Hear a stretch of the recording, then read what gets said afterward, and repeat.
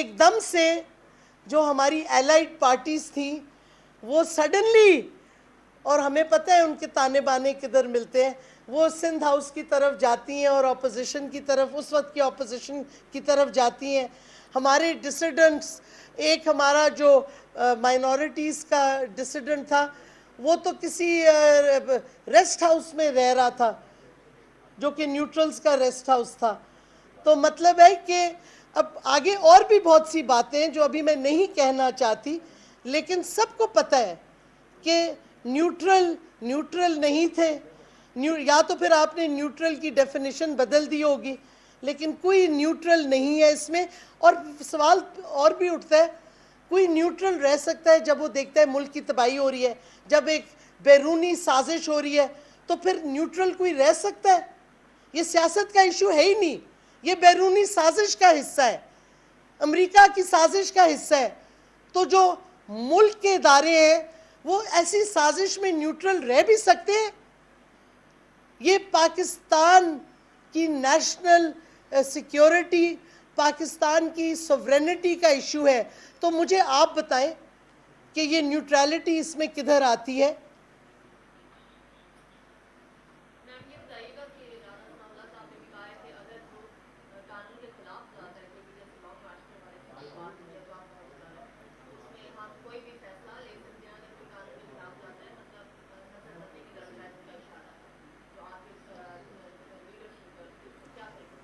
دیکھیں، رانا ثناء اللہ نے تو خود دھجیاں اڑا دی ہیں قانون کی.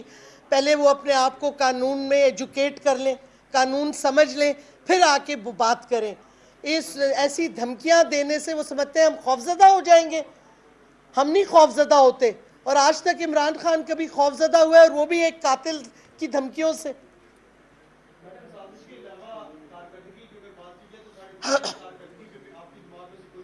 جی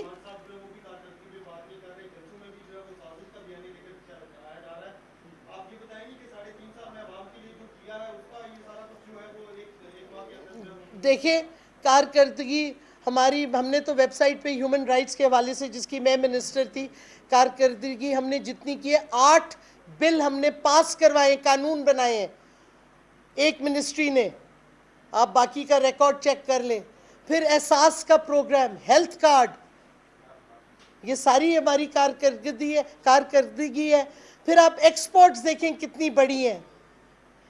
آپ ساری ایون معیشت کو دیکھیں کس طرح سنبھالا ہے، ہمیں جو ملا تھا اور ہم نے کیسے صحیح کیا، بچائی معیشت. تو یہ کارکردگی ہے اور سامنے ہے اور واضح ہے، اور اس میں بہت بات چیت ہوئی ہے. لیکن اس وقت ہماری جنگ ہے کہ ہم قوم کی سوورینٹی واپس لیں، ہم پاکستان کی سوورینٹی کو واپس اسرٹ کریں، اور یہ جو امریکہ کی سازش ہے اس کو ہم ڈیفیٹ کریں، اس کو شکست دیں.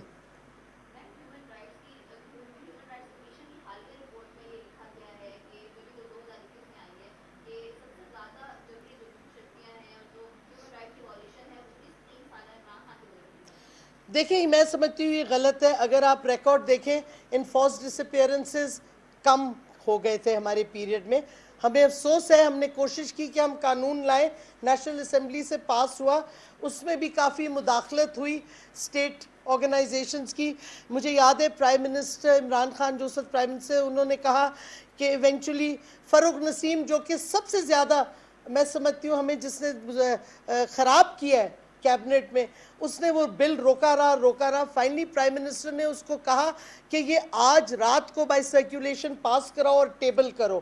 جب یہ ہو گیا، صبح مجھے کال آتی ہے حاضری دینے کی ایک انٹیلیجنس کے دفتر میں کہ یہ کیسے ہوا، اور فاروق نسیم وہاں جا کے بتاتا ہے کہ جی غلط ہے یہ وہ. نہیں، پرائم منسٹر نے پھر بھی نہیں مانی اور ہم نے ٹیبل کیا. پھر انہوں نے ہماری انٹیریئر کمیٹی، جو انٹیریئر نے اس بل کو لے لیا تھا ہم سے، ادھر انہوں نے کوشش کی اس میں ایسی کلوزز ڈالیں کہ وہ بل کی تباہی ہو جائے. وہ بل جب کمیٹی سے آیا، نیشنل اسمبلی میں نے امینڈمنٹس ڈال کے اس بل کو درست کرایا اور پاس کروایا، اور اب جا کے سینٹ میں وہ، جیسے میں کہتی ہوں، غائب سا ہو گیا. اس کے علاوہ اگر آپ دیکھیں، آپ پہلی دفعہ जर्नलिस्ट और मीडिया प्रोफेशनल्स का कानून जो आया है, मैं समझती हूँ उसमें अगर कोई थोड़ी खामियां भी हैं, it is the most progressive कानून जो आया है, इंटरनेशनल स्टैंडर्ड्स का है, वो हम लाए हैं। उसकी भी काफ़ी मुदाखलत हुई है, 2.5 साल लगे थे उसको भी फाइनली पास करवाने में। फिर हमने क्या कहते हैं, harassment at the work place को बिल कानून को अमेंड किया, जिसमें हम पहली दफ़ा डोमेस्टिक वर्कर्स को उस कानून के दायरे में लाए हैं। तो हमने चाइल्ड डोमेस्टिक लेबर इस्लामाबाद के फेडरल टेरिटरी में बैन करवाया, 1991 के चाइल्ड एम्प्लॉयमेंट एक्ट की अमेंडमेंट। ज़ैनब अलर्ट आया, पीपल विद डिसेबिलिटीज़ का कानून लाए। तो मतलब है ये सारी एक मिनिस्ट्री का है, बाकी मिनिस्ट्रीज़ में भी बहुत काम हुआ है, मैं सिर्फ एक का बता रही हूँ। तो ये कहना कि इंसानी हकूक़ के हवाले से कुछ नहीं हुआ। और आप देख लें अप्रैल से जिस तरीके से इन्फोर्स डिसअपीयरेंस हो रहा है बलोच स्टूडेंट्स का, उसकी तादाद आप देखें एकदम से बढ़ गई है हमारी हुकूमत गिरने के बाद। इनके किसी मिनिस्टर ने किसी बलोच बच्चे से बातचीत नहीं की, उनके कैंप लगे रहे। हमारे प्राइम मिनिस्टर उस वक्त इमरान खान मिले थे फैमिलीज से, मुदस्सिर नारू की फैमिली से मिले थे। हम ये नहीं कहते हम कामयाब हुए सबकी रिकवरी में, लेकिन एक सपोर्ट और सिंपैथी तो दिखाई, हम कोशिश तो कर रहे थे। इस हुकूमत का कोई बंदा नहीं गया, बलोच स्टूडेंट के कैंप लगे हुए थे, उनके साथ जो जुल्म और तशद्दुद हो रहा है। Eventually president doctor Arif Alvi ने नोटिस लिया और कायद-ए-आज़म यूनिवर्सिटी की एडमिनिस्ट्रेशन और वीसी को बुला के उनको कहा कि ये रिजॉल्व करो इशू। और प्रेसिडेंट आरिफ अलवी आपको पता है इस हुकूमत ने नहीं अपॉइंट किए थे। तो मतलब है कि फ़र्क साफ आपको ज़ाहिर हो जाना चाहिए। हमारा अप्रोच और जो हमारे पनागाज बने, हमारे क्या कहते वो जो नोबडी विल गो हंग्री, कोई भूखा नहीं सोएगा प्रोग्राम, इन्होंने आके सारे ख़त्म कर दिए। और सबसे बड़ा जो हेल्थ कार्ड की स्कीम है जिससे आम शहरी को पूरे पाकिस्तान में फ़ायदा मिल रहा है वो, और इन्होंने क्या कर रहे हैं एहसास के साथ कि जो 8 लाख बंदे जो गवर्नमेंट एम्प्लॉइज़ थे जो फ्रॉड्यूलेंटली लिस्टों पे थे बिस्प के, हमने वो इन्वेस्टिगेट करके हटाए।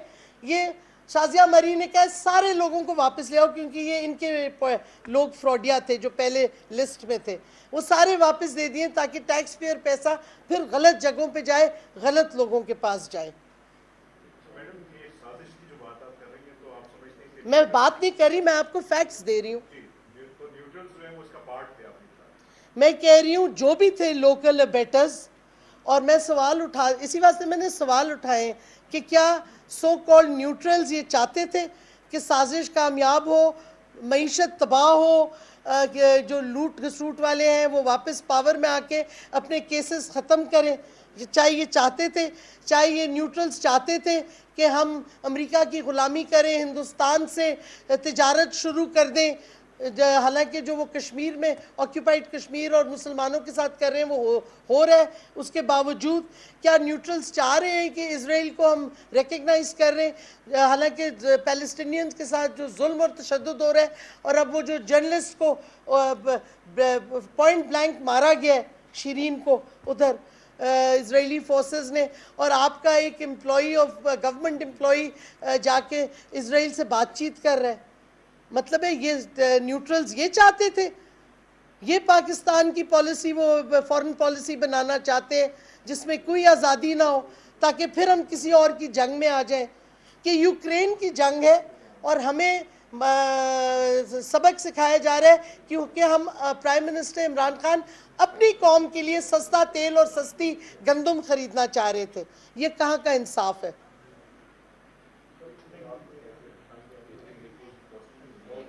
Okay, thank you.